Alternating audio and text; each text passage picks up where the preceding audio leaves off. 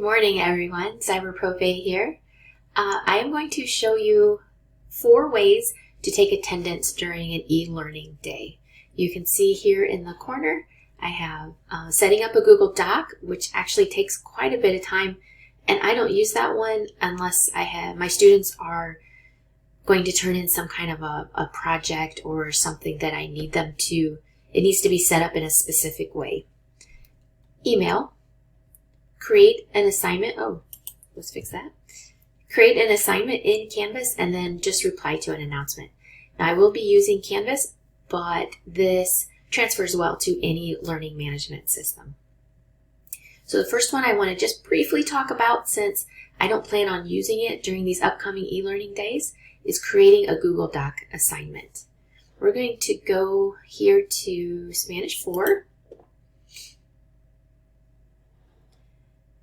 Assignments. Up here, create an assignment. And then basically, under submission type, you're going to want to come down here to external tool. Now this is kind of a long and involved process. So you can jump onto Google and search for how to create a Google Cloud assignment. My YouTube channel is CyberProfe TNT for tips and tricks. So email. I've also tried having students email me, and that works okay, but when you have a couple of hundred students, your email box can get really clogged up. So I would recommend only using the email option if you only have a few students, or if you already have rules set up for those students in your Outlook inbox. So you could go to announcement here.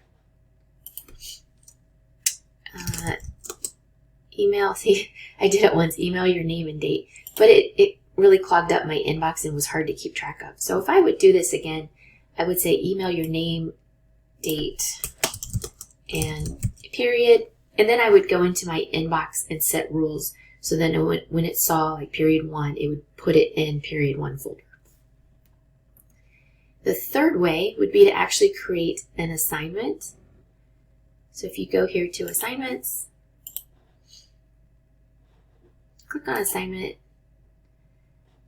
Now this is what I'm going to be doing for this time. Our school has currently shut down for the pandemic 2020, and so we already have several e-learning days scheduled in a row.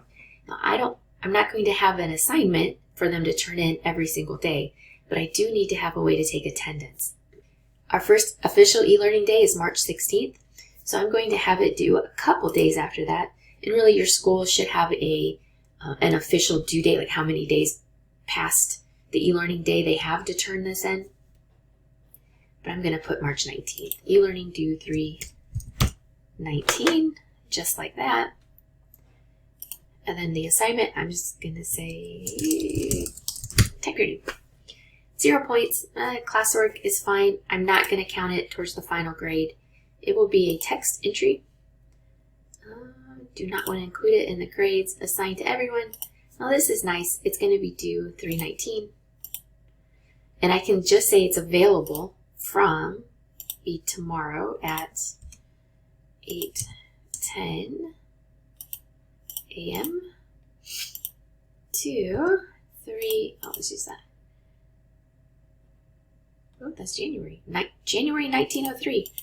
That's interesting. Apparently my students are time travelers. There we go. March 2020. So we'll say it's due on the 19th. This way it won't even open for them until the 16th, and then it will automatically close on the 19th. So I can say save and publish. Oh, what's the matter here? Lock date cannot be before due date. So what's my March 16th at 8:10, March 19th. Okay. Okay, well, Canvas is giving me issues right now, so I will have to deal with this a little later. For right now, let's just take that out. Save and publish. And there you go. And now, an easy way to do this is go into SpeedGrader, since it will eventually, once I figure out that bug, automatically lock at 3:10. You can go in here and you can see who submitted it and who hasn't. If it's been submitted, there'll be an orange dot. Obviously, these students haven't submitted anything because I just created it, so they are italicized. And the last way is to reply to an announcement. Now for me, I do teach upper levels, but I have one class. I have one class of 7th graders, and I only met with them one time before our school closed. So for me, it's going to be a little difficult to get assignments out for them. I mean, I will, but it's going to take me a couple days. So for this first e-learning assignment, I just want them to sign their name.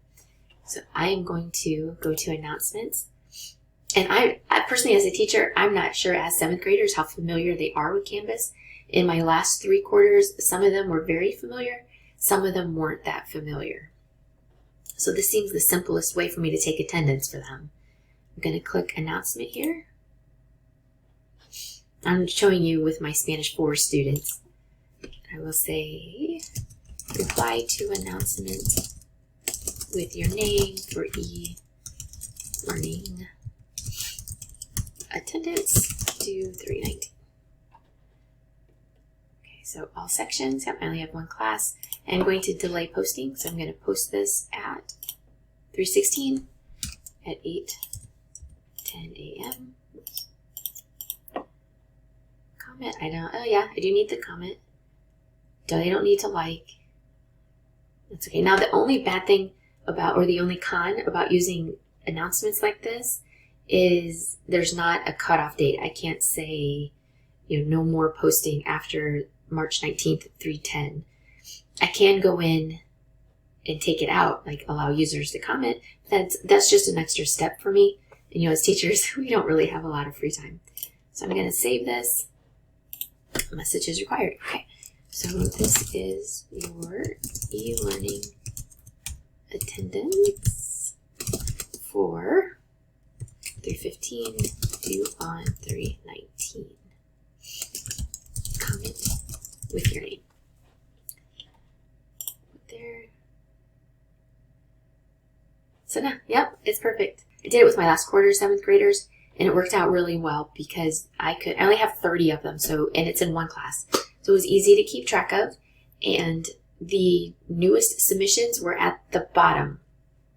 So I would just make a mark on who had submitted last, and then I would go back in a day or 2 later and see if there were any more submissions after that person.